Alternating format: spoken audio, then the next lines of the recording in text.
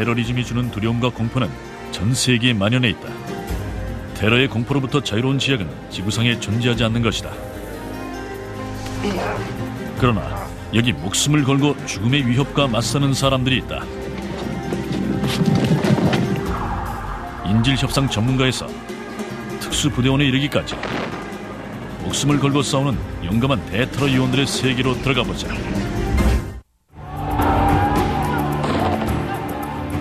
테러는 스스로 무력하다고 느끼는 자들이 무고한 목숨을 담보로 벌이는 전쟁이다. 한 개인이나 집단이 정당한 방법으로 목적을 달성할 수 없다고 판단할 때 이들은 세상의 주목을 끌고 요구를 관철시키기 위해 테러라는 수단을 선택한다. 테러 집단은 아무런 예고 없이 무고한 사람들을 죽이지만 이들이 법의 처벌을 받는 경우는 극히 드물다. 이토록 가공할 악의 세력을 물리치기 위해 테러에 맞서 싸우는 사람들 역시 스스로의 목숨을 담보로 똑같이 위험한 방법을 택해야 했다. 난생 처음 테러범과 1대1로 마주하게 됐습니다. 그의 신원을 확인하고 내가 복수하러 왔노라고 말했죠. 상대는 얼굴에 공포가 스쳤습니다. 드디어 올 곳이 왔다는 걸 깨달았으니까요. 저는 4년간 어두운 독방에서 쇠사슬에 묶인 채 지내야 했습니다. 하지만 결국엔 저들도 제가 순수한 인도주의자임을 확신했습니다. 그렇지 않았다면 지금 제가 살아있지도 않겠지요. 상대에게 내 말을 믿도록 설득하는 것이 무엇보다 중요합니다. 그러기 위해서는 내가 목표를 이루기 위해서 목숨을 걸 용이라도 있다는 걸 보여주는 게 중요했죠. 제 목숨을 말입니다. 제가 겪은 일도 그랬습니다. 날로 발전하는 테러 수법에 맞서는 데에는 극도의 위험이 따른다.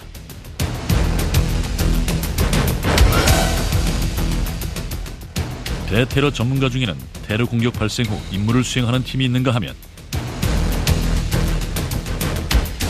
강력한 예방 조치를 취함으로써 테러를 사전에 방지하는 반테러 팀도 있다. 어떤 임무를 맡든 테러 전문 요원들은 교활하고 가공할 적을 상대로 목숨을 걸게 된다.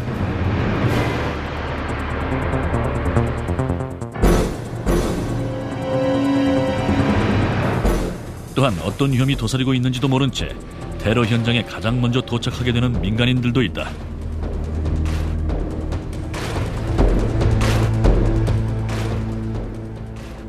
구급 의료진이나 소방관, 경찰관 같은 사람들 역시 테러와의 전쟁의 최전선에 있다고 해도 과언이 아닙니다. 테러리스트의 공격으로부터 무고한 시민들의 목숨을 살리는 일은 우리 손에 그 성패가 달려있다고 할 수 있습니다. 이스라엘에선 그들만의 적을 상대하기 위한 대테러팀이 구성된 적이 있다.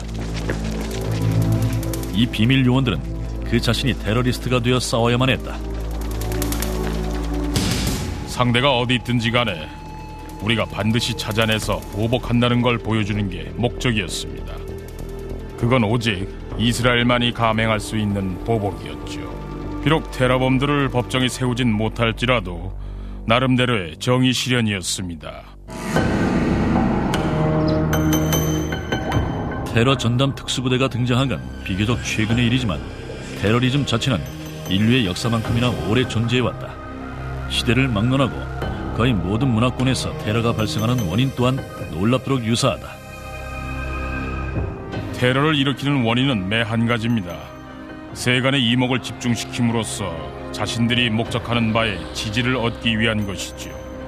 그 목적이 종교적이든 군사, 정치적이든 혹은 개인적이든 간에 말입니다. 인류의 역사를 통해서 우리는 이런 테러라는 방법을 택한 집단이나 개인을 무수히 봐왔습니다. 역사에 기록된 최초의 테러리스트 집단은 지금도 세계의 화약고로 불리는 중동에서 활약했다. 지금으로부터 2000년 전 로마 통치하에 이스라엘 왕국에서 활약하던 일명 시카리파였다. 시카리는 유대 열심당의 한 분파로서 지금의 테러 집단과 마찬가지로 매우 극적이고 눈에 띄는 폭력을 사용했습니다. 가령 공공장소에서 로마군 대장을 암살하는 등의 활동을 펼쳤는데 그건 로마 지배층을 협박하기 위해서였죠. 이 소수 집단은 매우 효율적이고도 극단적인 테러 활동을 펼치면서 막강한 로마 지배 계급의 혼란과 불안을 가중시켰다. 그것은 수적으로 불리했던 소수 집단이 택할 수밖에 없었던 수단이었습니다. 전쟁터에서 맞섰을 땐 완전히 몰살됐을 테니까요. 대신 극적이면서도 사람들의 이목을 집중시키는 방법을 택해 불안감을 조성하고 그들의 메시지를 널리 전파할 수 있었죠. 그 후 거의 모든 시대마다 역사의 중요한 고비에서 테러리즘은 큰 역할을 하고 난다. 혁명과 테러리즘은 뗄래야 뗄 수 없는 관계다. 일부에선 1776년 미국 독립혁명을 두고 테러리스트와 반역자들이 이뤄낸 합작품이라 폄하하기도 한다. 테러리즘이란 말이 실제로 사용되기 시작한 건 1789년 프랑스 혁명에서였다. 그것은 로베스피에르의 공포정치에서 파생한 말로 그는 공포정치를 통해 상대 왕당파를 무자비하게 암살, 고문, 처형했다. 테러리즘은 프랑스 혁명과 연결되면서 긍정적인 의미를 부여받기도 했습니다. 독재 왕권을 전복하고 권력을 백성에게 돌려준다는 민주주의를 추구하는 수단으로 비춰졌기 때문이죠. 민주주의를 위한 것이건 국정을 위한 것이건 간에 테러와 혁명은 불가분의 관계를 유지해왔다. 그리고 1914년 오스트리아 황태자 암살 사건이 제1차 대전의 원인이 된 것처럼 테러는 전쟁을 유발하기도 한다.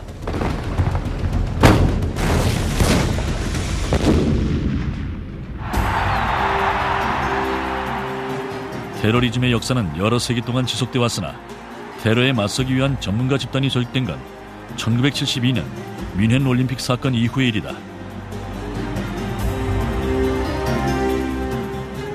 이스라엘 선수들이 살해되는 장면이 TV를 통해 방영되면서 테러리즘에 대한 안일한 시각이 일시에 변해버린 것이다.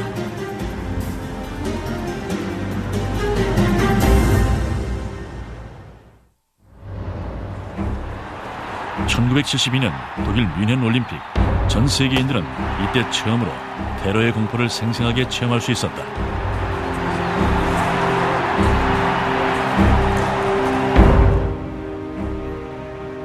(9월 5일) 이른 새벽, 팔레스타인 테러 집단인 검은 9월단 소속의 무장기한 8명이 올림픽 선수촌에 난입한다. 이들의 목표는 숙소에서 곤히 잠들어 있던 이스라엘 선수들이었다. 검은 9월단의 테러리스트들은 선수 둘을 살해한 뒤 9명의 이스라엘 선수들을 인질로 잡는다. 독일 경찰이 즉각 현장에 투입됐으나 당시엔 전문적인 테러 전담반이 존재하지 않았다. 경찰과 대치하던 테러리스트들은 인질들을 데리고 탈출할 수 있도록 헬리콥터를 대기시키라는 요구를 한다. 독일 경찰의 저격수들은 활주로에 들어선 테러리스트들을 조준하고 있었다. 이윽고 총격전이 벌어졌다.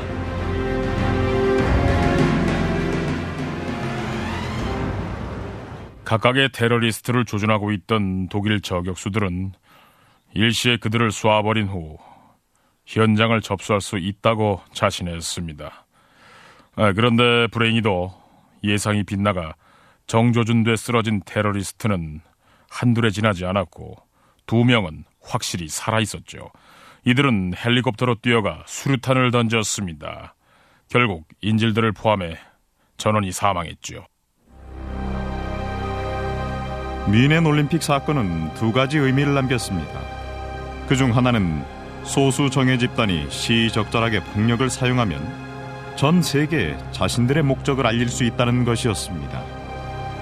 그리고 또 하나는 세계 각국의 정부가 이런 형태의 폭력에 대처해야 한다는 경각심을 갖게 됐다는 점입니다.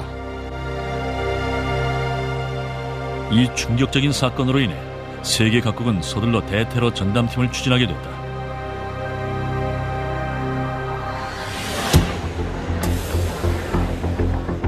각국 정상들이 대테러 전담팀을 구성하는 가운데 골다 마이어 이스라엘 수상은 비장한 결정을 내린다. 테러범들에게 보복을 가할 비밀 결사대를 조직하는 것이었다.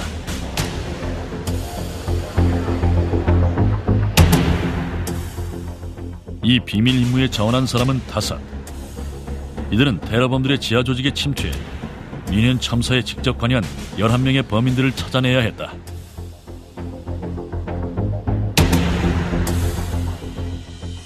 이 결사대는 각자 비밀리에 이동하면서 스스로 안가를 찾고 본부를 만들어야 하며 각종 서리도 직접 위조해야 했고 무기는 물론 탈출로도 순수 만들어야 했습니다. 이런 활동을 하려면 스스로 테러리스트처럼 활동하면서 적에게 접근해서 임무를 마칠 수 있는 사람들이라야 했죠. 만일 잡힌다 해도 이스라엘 수상은 이들과의 관계를 부인하게 돼 있었다. 이제 수단과 방법을 가리지 않고 각자 알아서 임무를 완수하는 수밖에 없었다. 이들에겐 3가지 규칙이 주어졌다. 무고한 구경꾼이 해를 입어서는 안 되며, 테러리스트는 자신이 저질렀던 것과 같은 방법으로 처형돼야 하고, 누구에 의해서 왜 죽는지 알아야 한다는 것이었다. 결사대가 해야 할 일은 테러리스트를 찾아내 신원을 확인한 뒤 자신이 그곳에 온 목적을 말하고 임무를 완수하는 것입니다. 상대의 얼굴을 똑바로 들여다보면서 찾는 사람이 확실한지 확인하고 그와 동시에 상대도 내가 누군지 왜 왔는지 알아야만 한다는 거죠. 하지만 무장을 하고 있을지도 모를 상대에게 그처럼 가까이 다가가야 한다는 것은 몇백 미터 떨어진 곳에서 망원 렌즈를 통해 조준하는 것과는 비교도 할 수 없을 만큼의 위험을 안고 있습니다.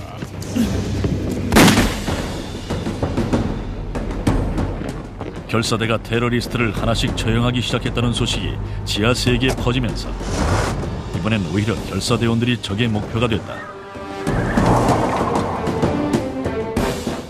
시간이 지나자 결사대가 그들을 노리고 있다는 소식이 테러 집단 사이에 퍼져나갔기 때문에 결사대가 처한 위험도 아주 컸습니다. 그건 일종의 지하 전쟁이었습니다.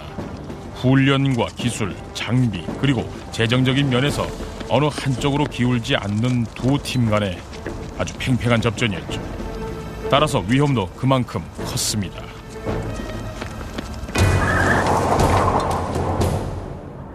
결사대 중에서도 가장 위험한 임무를 맡은 사람은 처형 현장의 마지막까지 남아 증거를 인멸하는 사람이었다.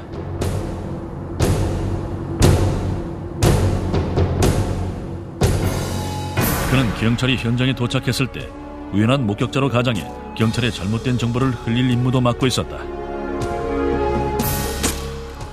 다시 말하자면 경찰의 수사에 혼선을 빚게 하는 겁니다.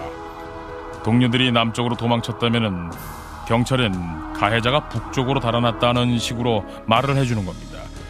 그렇게 현장에 끝까지 남아 있으려면 용감해야 하는 것은 말할 것도 없고 보통 사람과 비교도 안 되는 침착성을 가지고 있어야 됩니다. 결국 비밀 결사대는 임무를 성공리에 완수하고 해체됐지만 그 대가는 컸다. 5명의 대원 중 살아남은 건 2뿐이었다. 이스라엘 결사대만큼 대담한 임무를 펼친 이들은 없습니다. 상대인 테러리스트보다 오히려 더 잔혹해야 했으니까요. 그들을 끝까지 추적해 응징하기 위해서는 테러리스트보다 더한 대담성과 집요함을 지녀야 합니다. 테러 집단을 상대로 정의를 실현할 방법은 그 길밖에 없을 테니까요. 영국의 엘리트 공수특전단 SAS는 전 세계 모든 대테러 부대의 원조라 할 수 있다. 2차 대전 중 SAS는 적군의 영토 내에서 대담한 기습작전을 펼치면서 명성을 날렸다.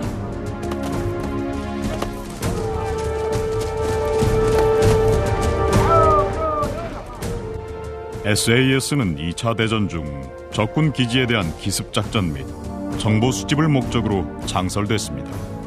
하지만 최근에는 이들의 특기를 살려 대테러 부대로 활동하게 됐죠. 그들 자신이 혼란과 공포를 일으키는 법을 잘 알고 있기 때문에 그것에 대처하는 데도 아주 능합니다.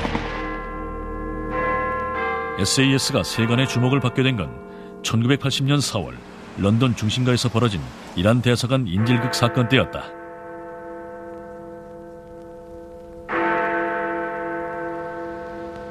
한 과격파 이슬람 단체가 영국 주재 이란 대사관을 점거하고 21명의 무고한 인명을 인질로 삼았다. 문제의 테러 집단은 이란이 국토의 일부를 내어줄 것을 요구했다.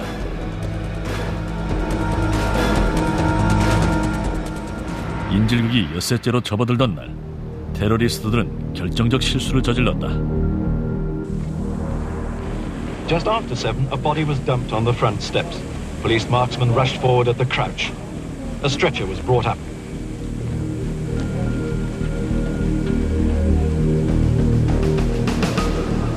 It was soon obvious to those of us watching that the terrorists had shot dead one of the hostages.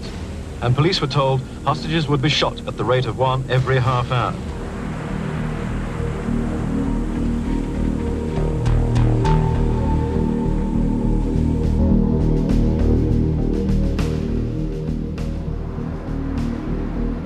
테러리스트들이 인질을 죽이기 시작하자 SAS가 즉각 행동을 개시해야 할 이유가 분명해졌습니다. 그것도 아주 단호하게 말이죠. SAS만이 그런 상황에 대처할 수 있는 유일한 집단이었기 때문입니다. 곧이어 또 다른 인질이 죽어나오자 SAS는 작전에 돌입했다. 이들은 지붕을 타고 대사관 내로 신속 정확하게 침투했다.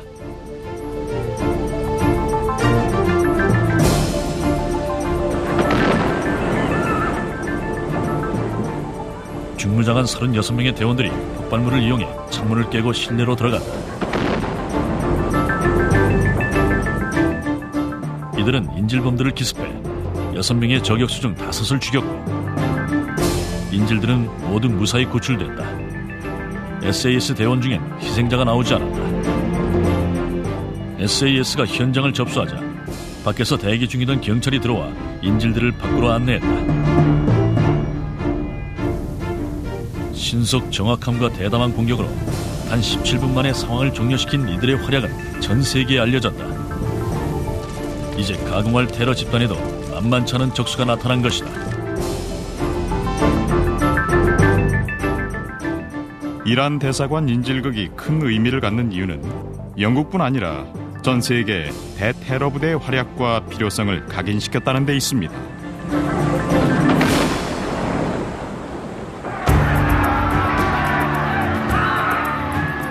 (1980년대) 중동 지역은 자칭 성스러운 전쟁과 성스러운 테러로 들끓게 된다. 그 중에서도 레바논은 각종 분쟁으로 인해 국가 분열의 위기에 놓여 있었다. 그 와중에서 이란이 후원하는 이슬람교 시아파의 과격 무장 단체인 헤즈볼라가 주요 테러 집단으로 부상하는데 이들은 주로 무고한 서양인들을 공격 대상으로 삼았다.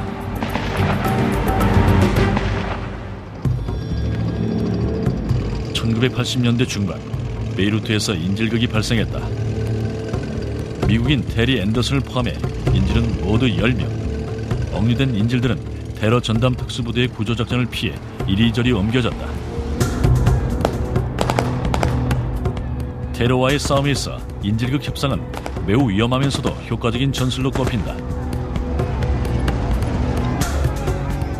당시 레바논 사건에서도 인질의 목숨을 살릴 유일한 희망은 테러범들과 협상할 인물이 나서는 것이었다.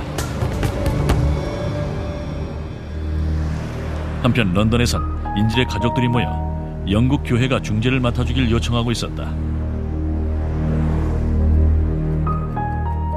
당시 캔터베리 대주교 사무관으로 일하던 테리 웨이트가 이 일을 자청하고 나선다. 그는 정규 외교관은 아니었지만 이전에도 이란과 리비아에서 성공적인 인질 협상을 벌인 바 있었다. 그가 또 한 번 위험을 무릅쓰고 나서게 된 것이다.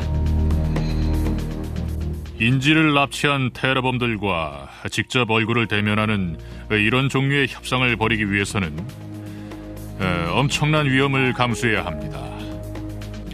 인간이라면 누구나 그런 상황에서 두려움을 피할 수 없을 것입니다.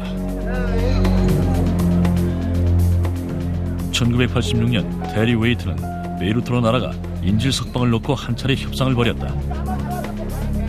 이 첫 번째 협상에서 그는 즉시 레바논을 떠나지 않으면 목숨이 위험할 것이라는 경고를 받았다. 그러나 그는 인질 석방을 위해 최선을 다할 것임을 다짐한 바 있었다. 런던으로 돌아온 그는 다시 레바논에 가서 협상을 시도해야 할지 고민했다. 이번엔 그 자신의 목숨이 달린 문제였기 때문이다. 모두들 인질들의 석방을 포기하고 있었고 심지어 교회마저도 그랬지요. 하지만 전 그렇게 할 수 없었습니다. 그건 중재를 위해서라기보다 제 자신의 자존심을 걸고 한 싸움이었지요. 결국 저는 죽는 한이 있어도 다시 돌아가기로 했습니다. 비록 제가 죽더라도 옳은 일을 했다는 자긍심은 남아있을 테니까요. 1987년 1월 2일 그는 베이루트로 돌아갔다. 그는 테러범들과 만나자마자 포로 신세가 되어 알 수 없는 곳으로 끌려갔다.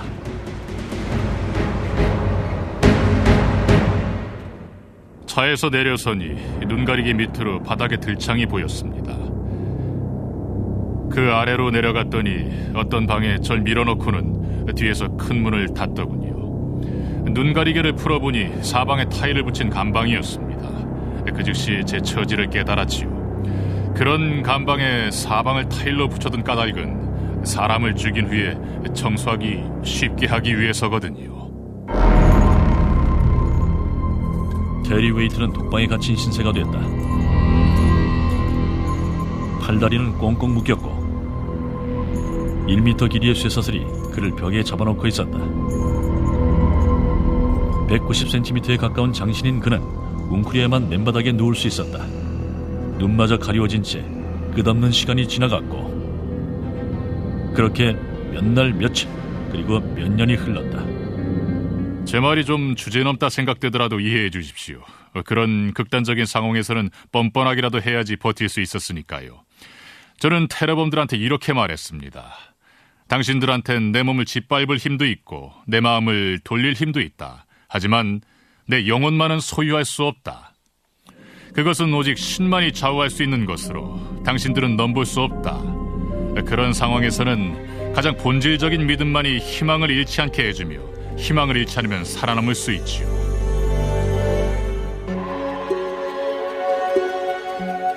그러나 한두 해가 지나자 희망도 점점 사라져갔다. 그러던 1989년 또 다른 용감한 인물이 헤즈볼라와 대면하게 됐다.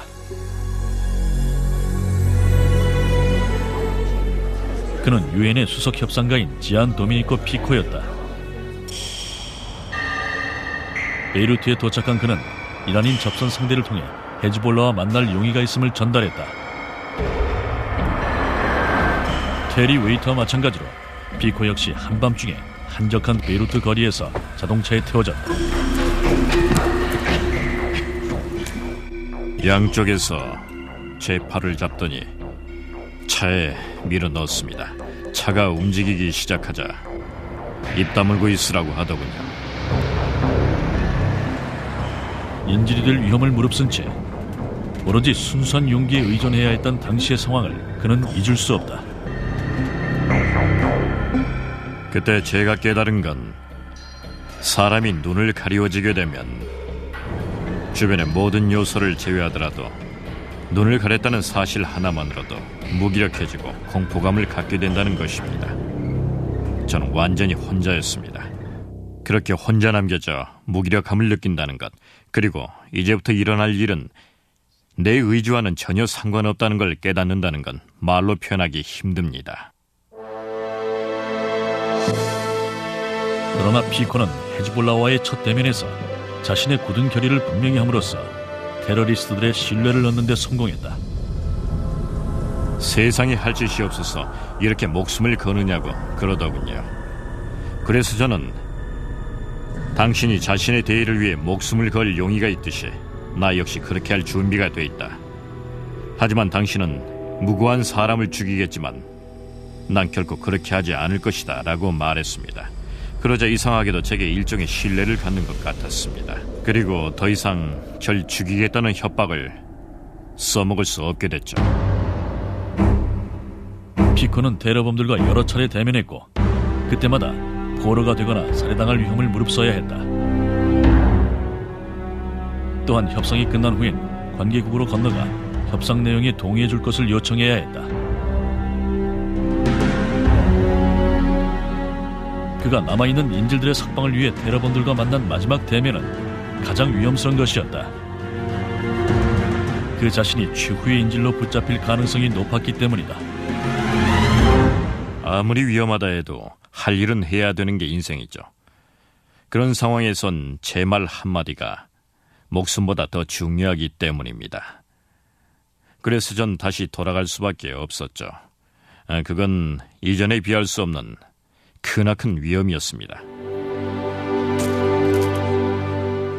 1991년 11월 피코는 마침내 테리 웨이트를 석방해내는 데 성공했다. 그로부터 1년도 안 돼 남은 인질도 모두 풀려났다. 5년 만에 풀려난 테리 웨이트는 고국에서 따뜻한 환영을 받았다. I think you can imagine that after 1,763 days in chains, it's an overwhelming experience to come back and receive your greetings. 벅찬 안도와 기쁨의 와중에서도 테리 웨이트는 스스로의 목숨을 걸고 자신을 구한 지안 도미니코 피코를 잊지 못했다. 제가 석방되자마자 가장 먼저 한 일은 뉴욕행 비행기를 타고 가서 그에게 직접 감사 인사를 전한 것입니다. 왜냐하면 저를 석방시키기까지 그가 얼마나 큰 위험을 감수했는지 알기 때문이죠. 1980년대 말에서 1990년대로 접어들면서 테러 집단은 인질국 전술을 벌이고 대신 무차별적 폭탄 테러를 감행하기 시작한다. 또한 이 무렵 미국 땅에선 최초로 테러로 인한 대량 인명피해가 발생했다.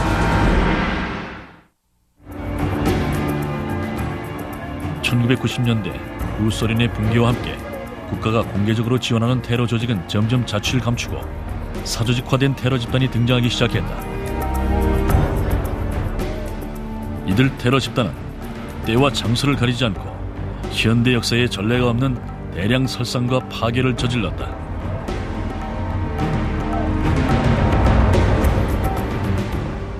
예전에는 테러 집단의 목적이 대부분 정치적인 것으로서 이목을 끌고 당국을 협상 테이블로 끌어내는 게 목적이었지만은 오늘날에는 상당수 테러 집단이 협상도 필요 없이 오로지 자신들이 원하는 바를 관철시키는 것을 목적으로 삼고 있습니다.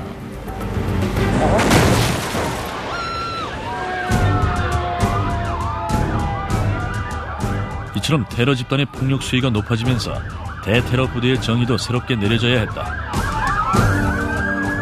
현지 소방관이나 응급구조팀, 경찰 등과 같이 테러 현장에 처음 도착하는 사람들을 초기 대응팀이라 한다. 초기 대응팀 역시 대테러팀의 일원이라 할 수 있으며 이들의 훈련 과정엔 테러 상황에 대처하는 법도 포함되어 있다. 초기 대응팀의 활약이 중요한 열쇠입니다. 이들의 초기 대응에 따라 대테러 작전의 성패가 좌우되죠. 제일 먼저 현장에 접근한 사람들이기 때문에 가장 큰 위험을 무릅써야 합니다. 근래 테러범들의 범죄 수법을 보면 현장 대응팀을 상대로 2차 테러를 일으키는 경향이 있습니다. 왜냐하면 현장에서 질서를 유지하고 부상자를 도와야 할 경찰이나 소방관들이 테러를 당했을 경우 시민들의 불안과 동요는 말할 수 없이 커지기 때문이죠. 이들은 전화만 하면 언제든 달려와줄 사람들이니까요. 그런데 그 사람들마저 테러를 당해 없다면 시민들 사이에 얼마나 큰 동요가 일겠습니까? 테러범들은 그걸 노리는 거죠.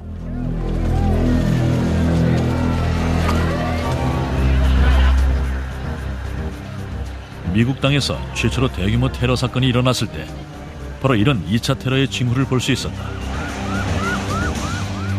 1993년 2월 23일 뉴욕 세계무역센터에 이슬람 극단주의자들이 침입해 폭탄 테러를 일으켰다. 몇 분 후 초기 대응팀이 현장에 도착했다.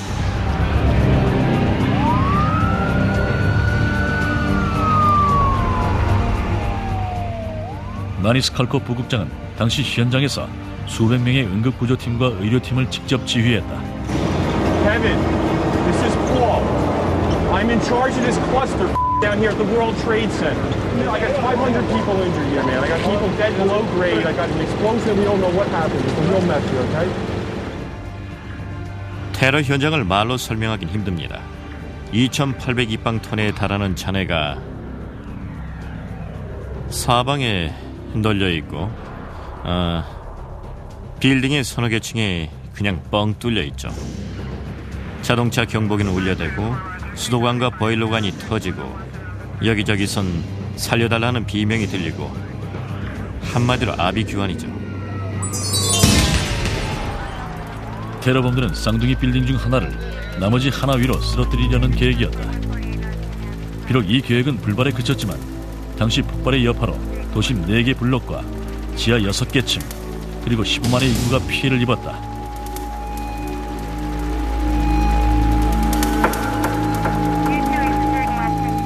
인명피해는 사망자 6명에 수천 명의 부상자가 나오는 걸로 끝났지만 테러범들은 초기 대응팀을 상대로 대량 살상을 계획했던 걸로 드러났다. 현장에 부비 트랩을 설치해놨던 것이다. 나중에 알고 보니 현장에 시안 화물 폭탄이 장치돼 있었습니다. 테러범들은 무역센터를 파괴시키는 것 말고도 현장에 도착한 응급구조반 대원들을 노리고 있었던 거죠. 하지만 다행히도 초기 폭발과 함께 화학폭탄이 모두 타버려서 쓸모없게 됐습니다. 시안 화물 성분이 무역센터 전체로 퍼졌더라면 초기 대응팀뿐만 아니라 수천, 수만 명의 민간인이 더 희생됐을지도 모른다. 이 정도 규모의 테러에선 화학전이나 2차 폭발의 위험뿐만 아니라 건물이 붕괴되면서 내부 시설의 구조상 여러 가지 위험이 뒤따를 수 있다. 이 역시 초기 대응팀이 직면하는 또 다른 위험이다. 그 상황에서 보일러관이 터지기라도 했다면 부상자들은 절제 화상을 입었을 겁니다. 게다가 건물 지하에는 냉각 장치에 사용되는 거대한 산업용 아모니아 탱크가 있었죠. 그게 터지거나 새나가지 않은 것만 해도 정말 다행입니다. 부상자들을 구조하던 어떤 소방관 하나는 건물이 붕괴되면서 추락해 다리가 부러진 사람도 있습니다. 하지만 초기 대응팀을 가장 힘들게 하는 건 테러의 공포와 맞서는 심리적 부담이다. 마음이야 당장 뛰어들어가서 부상자들을 구하고 싶죠. 사방은 온통 신음소리와 비명뿐이니까요. 그건 이 세상 무엇보다도 끔찍한 소리입니다. 누군가 살려달라고 날 부르는 소린 결코 잊혀지지 않죠. 하지만 그때 냉철히 판단해야 됩니다. 내가 성공적으로 구조해낼 수 있을지 아니면 섣불리 뛰어들었다가 나까지 구조당할 처지에 놓이지 않을지 말이죠. 당시 제리 디킨스에겐 개인적인 고통도 있었다. 아내와 딸이 세계무역센터 건물 안에 있었던 것이다. 하지만 그는 아무것도 할 수 없었다. 당시 가장 힘들었던 건 제 가족이 안에 있다는 걸 알면서도 찾을 수 없고 구할 수도 없었다는 것입니다. 죽었는지 살았는지 다쳤는지 제가 죽는 날까지 그 고통을 잊지 못할 겁니다. 그 후로 전 제 가족과 사물을 보는 시각이 달라졌습니다. 그때 제가 가족을 잃었더라면 전 어떻게 됐을지 도저히 상상도 할 수 없습니다.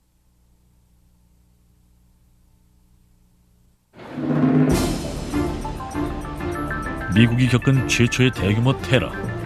하지만 경찰과 소방관, 응급구조대의 헌신적인 노력으로 그 상처는 상당히 완화될 수 있었다. 저는 테러 전담 특수 요원들뿐만 아니라 응급구조반과 소방관 그리고 경찰의 헌신적인 노력도 높이 평가하고 싶습니다. 우린 테러 현장에 한 달 넘게 머물렀습니다. 구경꾼들과 방송사 기자들이 돌아가고 세간의 관심이 모두 사라진 뒤에도 그곳을 묵묵히 지켰죠. 우린 거기서 하루 24시간 휴일도 없이 현장이 정리되고 마지막 증거물 하나가 모두 회수될 때까지 그 자리를 지켰습니다.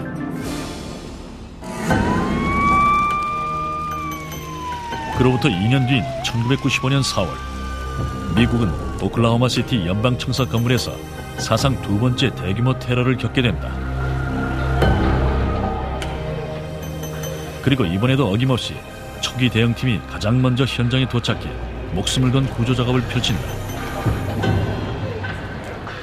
테러 발생 후 작전을 펼치는 대테러팀과 반대로 테러를 사전에 방지하기 위해 노력하는 집단도 있다.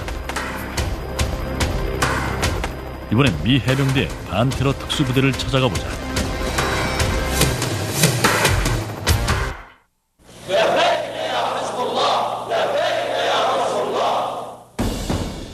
최근 들어 테러 집단들은 그들만의 왜곡된 정의와 가공할 테러 전술로 전 세계를 위협하고 있다. 이렇게 변화하는 환경 하에서는 테러를 사전에 방지하는 반테러 대책이 무엇보다 중요하다. 폭탄이 터지고 난 다음에 현장에 가면 무슨 소용이 있겠습니까? 테러에 대처함에 있어서도 미연에 방지하는 게 최선이죠.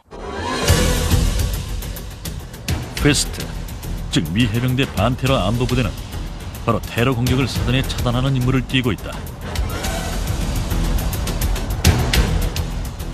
우리는 상대의 공격에 앞서 그것을 미리 차단하고 특정 장소나 특정 인물에 대한 테러 집단의 위협을 사전에 방지하는 것을 목표로 삼고 있습니다.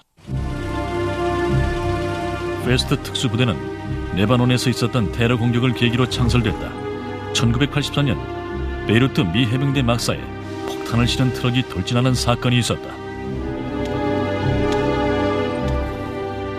당시 미 해병대는 레바논 현지 무장 세력 간의 갈등을 완화하고 평화 유지를 위해 파병됐습니다. 하지만 결과적으로 우리가 목표물이 됐습니다. 241명의 병사들을 잃은 미 해병대는 스스로의 방어 자세를 날카롭게 비판했다. 테러 집단의 전술이 날로 교활해지고 위력을 높여가는 가운데 기존의 전술을 고집한다는 건 의미가 없었다. 이에 대응해 생겨난 것이 바로 페스트, 즉 미 해병대 반테러 안보부대다.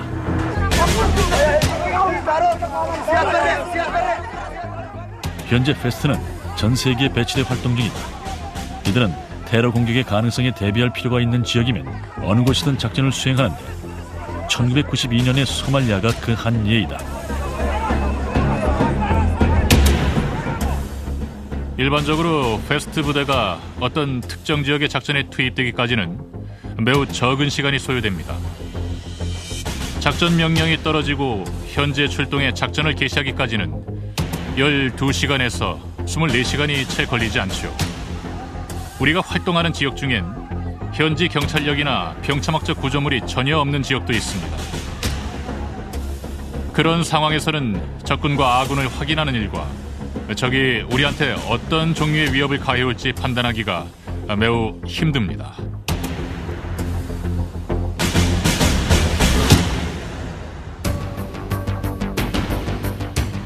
웨스트 부대는 버지니아주 체세피크에서 훈련받는다.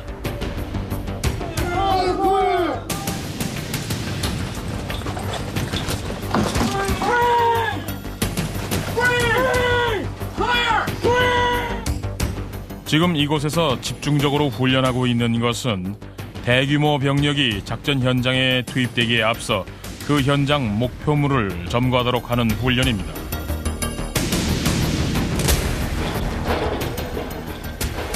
웨스트 부대의 핵심은 팀워크이다. 일명 스택으로 불리는 이들의 편대를 보면 그것이 분명히 드러난다. 밀폐된 구조물에 일개 편대가 들어갈 때 스택을 구성합니다. 이렇게 하는 이유는 작전의 안전도를 높이기 위해서인데, 스택에서는 모든 대원에게 각자 주어진 임무가 있고 바로 옆 대원의 목숨이 나한테 달려있다 해도 과언이 아닙니다. 모두 하나의 목숨이죠. 각 대원들은 자신이 동료한테 얼마나 중요하며 작전을 완수하는 데 얼마나 중요한 존재인지 알고 있습니다. 따라서 목숨을 걸고라도 진입에 성공해야 한다는 걸 알고 있습니다.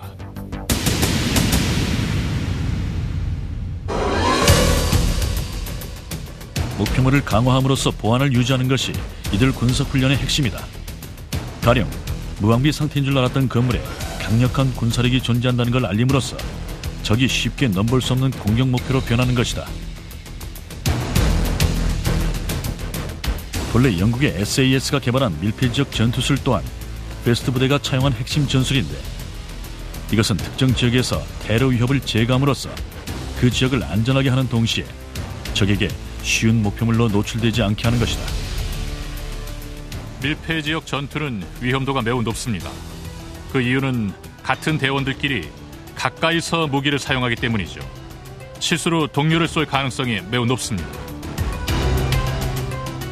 퀘스트 소속 해병대원들은 M4A1 카빈과 분당 695연발 라이플로 중무장한다.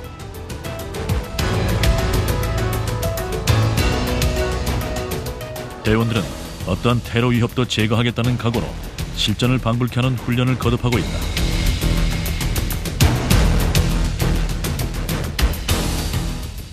문 뒤에서 뭐가 튀어나올지 모르는 밀폐지역 전투에서 각각의 대원은 바로 뒤따라오는 대원을 엄호하는 역할을 한다.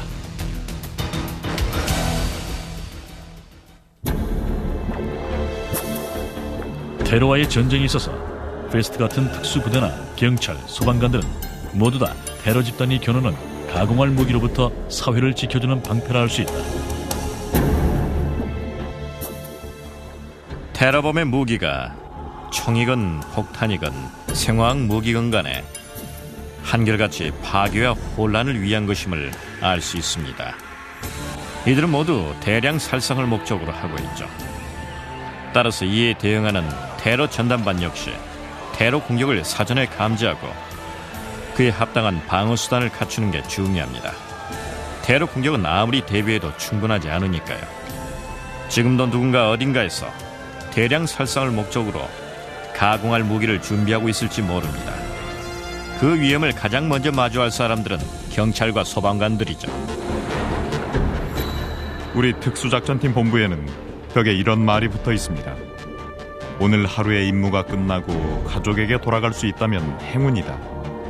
그리고 무사히 돌아갈 수 있다면 더 큰 행운이다. 우리 대원들은 항상 그 말을 명심하고 있죠. 임무를 완수하되 가족의 품에 무사히 돌아갈 수 있도록 말입니다. 테러와의 싸움에서는 하루하루가 살얼음판 그 자체니까요. 제가 젊었을 때는 테러 전담 부대에 뽑히기를 간절히 바랬던 적이 있었습니다. 그게 젊은 혈기 때문이었을까요? 저는 그렇게 생각하지 않습니다. 위험을 감수하고서라도 이 일을 원했습니다. 왜냐하면 이것은 선과 악의 전쟁이기 때문입니다. 지금도 세계 모든 도시의 거리와 구석진 길모퉁이 어느 곳에선가 테러의 위협이 도사리고 있을지 모른다. 이것으로부터 시민의 생명을 지키기 위해 맞서는 사람들은 바로 용기 있는 경찰과 소방관, 그리고 테러 전문 요원들이다. 테러 수법이 날로 발전해가는 가운데 이제 대량 살상 무기가 무고한 민간인의 목숨을 위협할지도 모른다. 그러나 우리에겐 그 최전선에 꿋꿋이 버티고 있는 영웅들이 있다. 왜 이 일을 택했냐고요? 저는 인간에 대한 깊은 믿음이 있습니다. 그리고 우리가 매일 하는 행동 하나하나가 이 세상을 조금씩 형성해 나간다고 믿고 있죠. 따라서 전 개개인의 행동에 큰 의미를 둡니다. 그리고 우리 개개인이 세상을 바꿀 수 있다고 믿습니다.